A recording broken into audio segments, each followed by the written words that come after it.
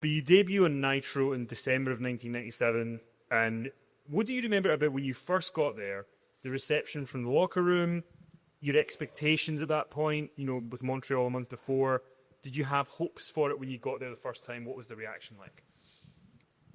Well, it's pretty easy to think about. Like, when I think about it, it's like, I thought I came in with so much momentum.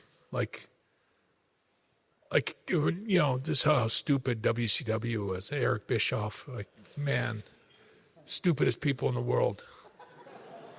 I'm not kidding. Like, I beat Undertaker for the world title, beat Steve Austin, like destroyed Steve Austin at WrestleMania 13. I won so many matches that year against all their top guys. And now you got me, I'm in your company working against them. Plus I knocked out Vince McMahon. Like, I came with such potential. Like, it should have been me and Hulk Hogan right away, and I think I should have beat him for the title.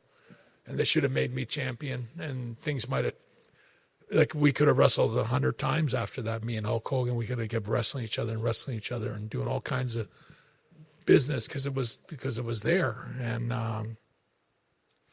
it was just such a shame that they were so stupid. Like, I know from people that worked there that have told me, like, they were in the room when Eric Bischoff would go, what are we going to do? This is like a TV room where they're mapping everything out.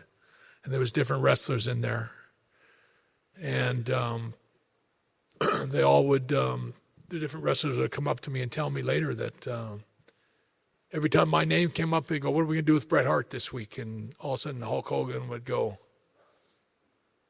I don't know, I wasn't there, so I don't know, but he would bury me, I guess. And they end up, it was like because Hogan had so much clout with Bischoff that every week they just put a line through my name, and I didn't even work. I mean, there was lots of times that WCW flew me down, all the way down to wherever I would be wrestling, Nitro, and they'd fly me first class airplane ticket all the way to Atlanta or somewhere.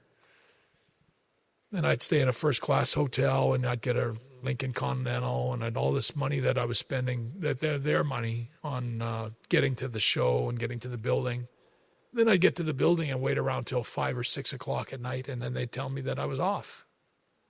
And then I'd just go home the next day. And I remember going, at least it's a day off on my counts as a day off. But I remember thinking, kind of an idiot would pay me all the money that they're paying me to bring me all the way in and leave me off the card when I had so much momentum. Like, at that time, Steve Austin was going through the roof in WWF. And it's like, geez, I'm the guy that beat him. Remember me? Like, I'm the guy that beat Steve Austin, their top guy right now.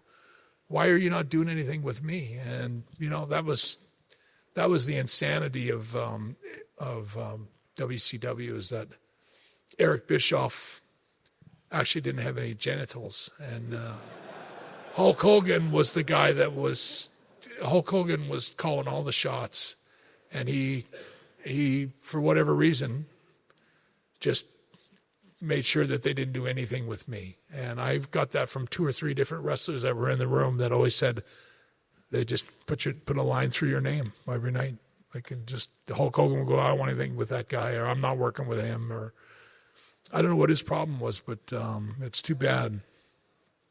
I do want to ask you, because you got there to WCW, you get a win over Ric Flair in pay-per-view, they have you in there with Kurt Hennig and Bryan Adams, and then they do this big angle in April of 98 where it's Randy Savage defending the world title against Hulk Hogan. You come out, you turn heel on Randy Savage, and you join the NWO with Hogan.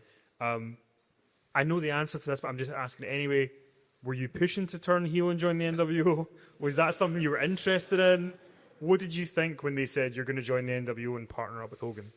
Well, the truth is, I don't remember very little of this stuff, because it was always like, I just remember going like, how stupid can you get? Like, but me and Macho Man would have loved to have worked together, and but to be honest, there was never nothing made any sense, and I just gave up after a while. It's like, I've heard Eric Bischoff say that I came in, I wasn't the same guy that I was when I left WWE or WWF. But the truth was, I was the same guy. I wanted to kick the doors down and just, show WWE what they lost in me. Because if you look at my career, 1997, I had my greatest matches, greatest one after another. Like if you remember the Patriot and and he was a limited wrestler. He wasn't really that great, but I gave him a great match and did all kinds of. I loved the matches I had with him. I had so many matches that year with different guys that were not easy to, like Vader. I remember having I'm the heel and he's the baby face. Figure that out. I was like, but, and I don't know how many concussions I got in that match,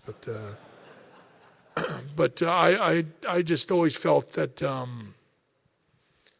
there was such an opportunity there. When I left the WCW, I had so much momentum, and Eric Bischoff and Hulk Hogan just poured water like cold, like just put out that fire as quick as they could put it out when that's what they needed. They needed me, and they needed some of my storylines and my psychology, and have some great matches.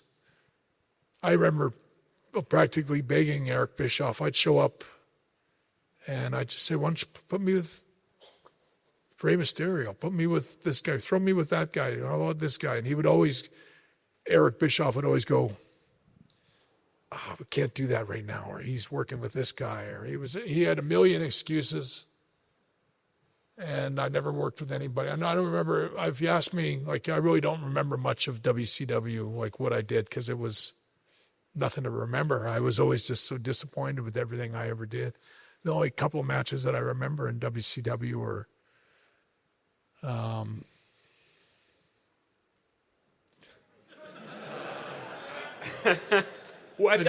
I do remember the Benoit match that I had in memory of Owen, and that was. I did want to ask you because once Bischoff got sent home in September of '99, they went in a different direction and they brought in Vince Russo. And they had a big show in November '99 in Toronto. It's the world title tournament. So you beat Saturn, Kidman, and you beat Chris Benoit in the final. You became WCW world champion. Was that a good memory? Was there hope at that point that maybe they're going to do something with me? I'm guessing by your face there's not, but I'm just asking anyway. I didn't. But there was a point in time. I'll say this: when I knocked out Vince McMahon, I realized that because it was kind of like I was saying, I'll never take wrestling over like too serious ever again. From now on, I get a guaranteed contract. I get my money every week. I don't give a what happens. Like I don't really, although I did care because I had a lot of fans that cared, and it's like I just decided like it's out of my hands. But I'm going to make my money. I want to make all the money that I've signed on for. And if I can lash out at WWE and help WCW get to the top, I'll do everything I can to help them. And that's kind of what my attitude was. But they were so stupid, really. God, I don't know how long I could talk about WCW.